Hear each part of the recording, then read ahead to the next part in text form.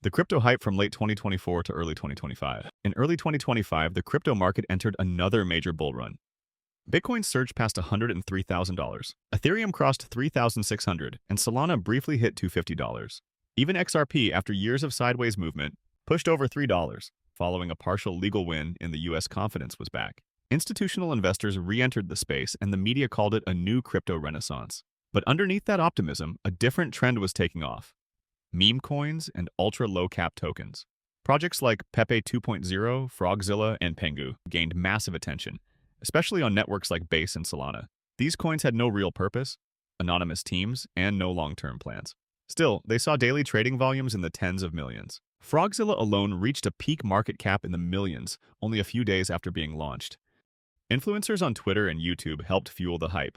Telegram groups promised 100x gems, and thousands of retail investors jumped in, often using leverage without understanding the risks. Meanwhile, major coins became increasingly unstable.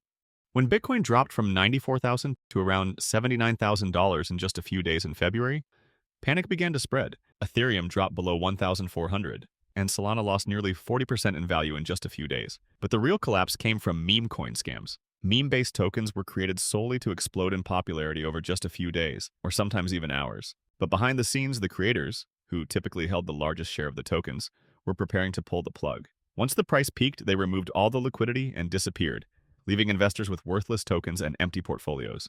Exchanges began delisting meme tokens, and trading volume on decentralized platforms plummeted. On-chain data showed record numbers of wallets with less than $10 in total assets. Regulators reacted fast. The Securities and Exchange Commission launched investigations into over 40 tokens and proposed new rules for meme coin listings and influencer promotion. The crash of 2025 showed how quickly the crypto market can overheat and how dangerous it gets when hype replaces fundamentals. Whether it's Bitcoin or a frog-themed meme coin, greed spreads fast, but reality always catches up. Donald Trump's 2025 presidency. Donald Trump began his second term as U.S. president in January 2025, after a highly divisive election. Early in his presidency, he declared a national emergency to expand fossil fuel production. He suspended several environmental regulations and retracted the U.S. from the Paris Climate Agreement for a second time, aiming to boost domestic energy output. Within weeks, Trump introduced a major economic bill. It extended his 2017 tax cuts and proposed federal spending cuts in the billions, targeting programs like Medicaid and food assistance. At the same time, he imposed a blanket 10% tariff on all imports, with higher rates for countries like China and Mexico. Economists warned of potential inflation and retaliatory trade measures. In immigration policy, Trump reinstated strict border controls. He expanded the use of Title 42-style deportations and drastically reduced the number of asylum approvals. His administration also cut federal funding to states that offered protections to undocumented immigrants. By March, Trump signed an executive order rolling back federal diversity and inclusion programs. Agencies were banned from requiring DEI training, and funding for related initiatives was removed. In foreign policy, Trump took an aggressive stance. He withdrew U.S. funding from the World Health Organization and reduced American participation in multiple UN agencies. In the Middle East, he helped broker a short-lived ceasefire between Israel and Hamas in January. But by March, fighting resumed. Trump then proposed that the U.S. lead redevelopment in Gaza, an idea widely criticized as unrealistic and imperialistic. In Europe, Trump threatened to reduce U.S. commitments to NATO unless all member states met their defense spending targets.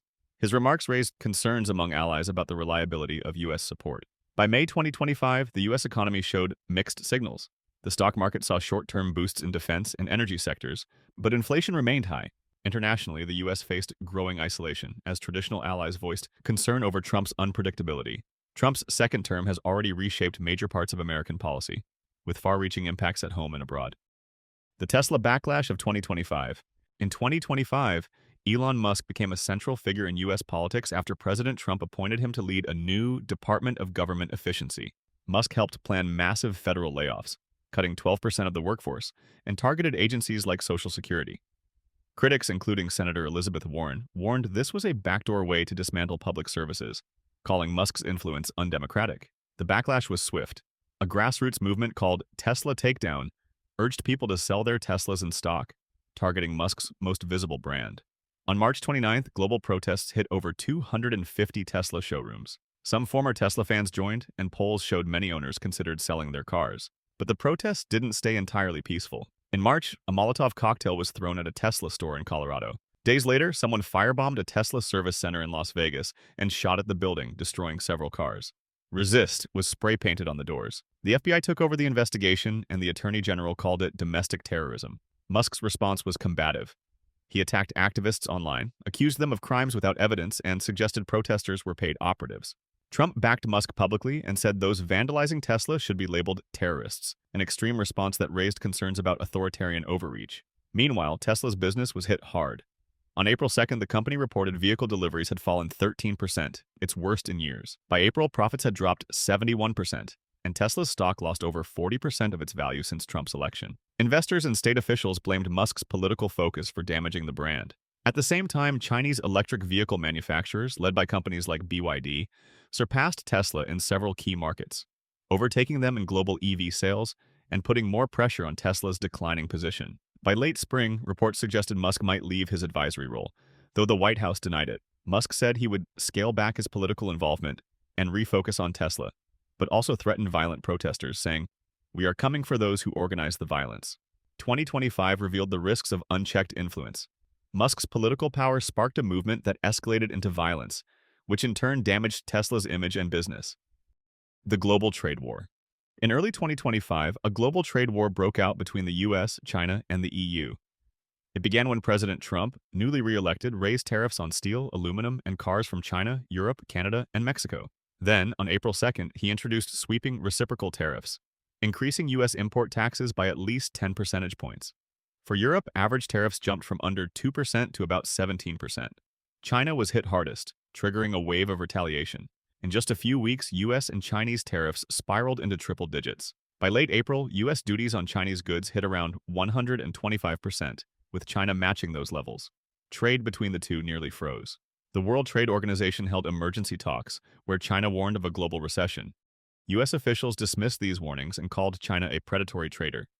It marked the first time in years that trade war officially appeared on the WTO agenda. Europe, trying to stay out of the U.S.-China fight, soon found itself in the crossfire. In late May, Trump threatened a 50% tariff on all EU imports unless companies agreed to manufacture more in the U.S. This stunned European leaders, especially since Trump had paused similar tariffs on China just weeks earlier. At the same time, the EU was locked in its own trade dispute with China over electric vehicle subsidies, having imposed tariffs up to 45%. By mid-May, the US and China agreed to a 90-day truce, cutting tariffs to 30% and 10% respectively. Still high, but a step back from the brink. While markets welcomed the pause, none of the core disagreements have been resolved. As of now, the trade war remains a fragile standoff, with the risk of escalation still looming. Recently, a court ruled that Trump's tariffs are illegal. However, the U.S. government quickly appealed the decision, so it remains unclear whether the tariffs will stay in place or be overturned. The stock market crash. At the beginning of 2025, inflation was already a problem. Prices for essentials like food and energy were high, and economic growth was slowing. Then in April, things took a sharp turn. President Trump announced his sweeping new tariffs. His goal was to bring manufacturing back to the U.S., but the sudden move shocked markets. Businesses feared higher costs and investors feared a trade war. The result? A rapid stock market crash as the Dow Jones lost nearly 10% in just 2 days. The S&P 500 was hit just as hard and the Nasdaq entered bear market territory. Trillions in value were wiped out almost overnight. Global markets followed, signaling how connected economies have become. The crash hit nearly every sector. Tech stocks were among the hardest hit, with companies like Apple and Nvidia losing over 15% in a single week. Retail and manufacturing shares also sank, as investors expected rising costs and lower consumer spending. Trading volumes surged as panic selling took hold. Analysts called it the sharpest correction since early 2020. These tariffs meant imported goods got more expensive fast. That drove prices up even more, worsening inflation. Companies paused hiring and investment, unsure how to plan. Meanwhile, China and other trade partners hit back with their own tariffs, escalating tensions, as stated in the trade war section. In late April, the White House eased some of the tariffs, trying to calm markets. That helped stocks recover slightly, but uncertainty remained. By May 2025, inflation was still high, the economy was fragile, and fears of a recession were growing. This crash showed how quickly confidence can collapse when inflation and trade shocks collide, and how fragile the economy can be under sudden policy shifts. The death of Pope Francis. By early 2025, Pope Francis's health had sharply declined. He was hospitalized for over a month with severe pneumonia and suffered from chronic conditions such as diabetes and high blood pressure. On April 6th, he made a brief appearance in a wheelchair, but hopes of recovery faded quickly. On April 21st, 2025, the Vatican announced that Francis had died from a stroke followed by heart failure, just one day after Easter Sunday. His passing marked the end of a more than 12-year papacy and triggered mourning throughout the Catholic world. Following tradition, the College of Cardinals organized the papal conclave to elect a new pope. It began on May 7, 2025, inside the Sistine Chapel under strict secrecy. Of the 135 cardinals under the age of 80 eligible to vote, 133 attended. After 2 days of deliberations and 4 rounds of voting, white smoke rose from the chapel's chimney. On May 8th, it was announced that Cardinal Robert Francis Prevost had been elected pope. Prevost took the name Pope Leo XIV, becoming the first American-born pontiff in the church's history. Originally from Chicago, he had served as a missionary in Peru for many years and was later appointed prefect of the Vatican's Office for Bishops. His background as both a pastor and a church leader made him a natural choice to continue the direction set by Pope Francis. In his first public appearance, Leo XIV greeted the crowd with, "Peace be with all of you," and paid tribute to his predecessor. The death of Pope Francis led to widespread public mourning. Thousands visited his body as it lay in state at St. Peter's Basilica. His funeral was attended by world leaders, including representatives from other faiths. Argentina, his home country, and several other nations declared periods of mourning. Tributes described him as the Pope of the Poor, honoring his commitment to the marginalized, his push for church reform, and his groundbreaking work on issues like climate change and migration. Pope Francis's legacy continues to shape the church under Pope Leo XIV. The transition marks a new chapter in the Catholic Church while preserving many of the values Pope Francis championed during his time as leader of over 1.3 billion Catholics worldwide. The Iberian Blackout. On April 28, 2025, around 12:30 p.m., most of Spain and Portugal suddenly lost power. Several large power plants in southern Spain shut down, removing about 2.2 gigawatts from the grid. This caused instability, and by 12:33 p.m., automatic systems disconnected Spain's power link to France. Moments later, the entire Iberian grid collapsed. Emergency crews began restoring power the same day, and by 4 a.m. on April 29th, electricity was fully restored. Investigators found that 2 major solar power plants in southwestern Spain had stopped supplying power, triggering a sharp drop in grid frequency.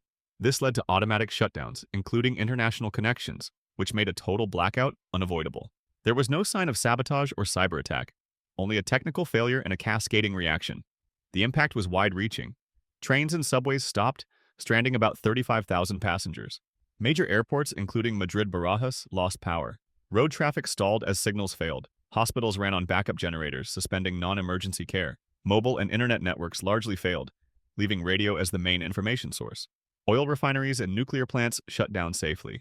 Tragically, 3 people in Spain died from generator fumes, and 1 person in Portugal died after a ventilator battery failed. Economic losses in Spain alone may reach €2 billion. The blackout exposed critical weaknesses in grid stability and the limits of automated protection systems under stress. The Kashmir Conflict escalation. The Kashmir Conflict began in 1947 after the partition of British India into India and Pakistan. Both countries claimed the region of Jammu and Kashmir, leading to multiple wars and decades of armed tension. Since the late 1980s, Indian-administered Kashmir has faced a violent insurgency. India accuses Pakistan of supporting militant groups operating there, while Pakistan denies this and says it only offers political support to Kashmiris. On April 22, 2025, violence escalated sharply when armed militants attacked a group of tourists in the town of Pahalgam, in Indian-administered Kashmir. The attackers targeted people based on religion and killed at least 26 Hindu civilians. A group with ties to a Pakistan-based militant network claimed responsibility. India held Pakistan responsible for harboring the attackers. Pakistan denied involvement and demanded an international investigation. In the days that followed, India expelled Pakistani citizens, suspended diplomatic agreements, including a key water-sharing treaty, and cut off trade and air connections. Then, on May 7th, India launched a military operation, firing missiles at several targets in Pakistan-administered Kashmir. The Indian government stated that the strikes were aimed at militant training camps. Pakistan, however, reported civilian deaths and damage to civilian infrastructure, including religious sites. Pakistan responded with its own missile and drone strikes on Indian-controlled areas. The two sides exchanged heavy fire across the line of control for several days. Civilians on both sides fled their homes and dozens were killed in the fighting. By May 10th, at least 66 civilian deaths were reported. The international community reacted quickly. Major powers called for restraint, warning that further escalation could be dangerous. Through diplomatic efforts, particularly from the United States and Gulf states, a ceasefire agreement was reached on May 10th. Both governments confirmed they would stop military action and reopen communication lines. Since then, no further major attacks have been reported, and both sides have reduced military activity along the border. However, the political situation remains fragile, and the long-standing dispute over Kashmir is still unresolved.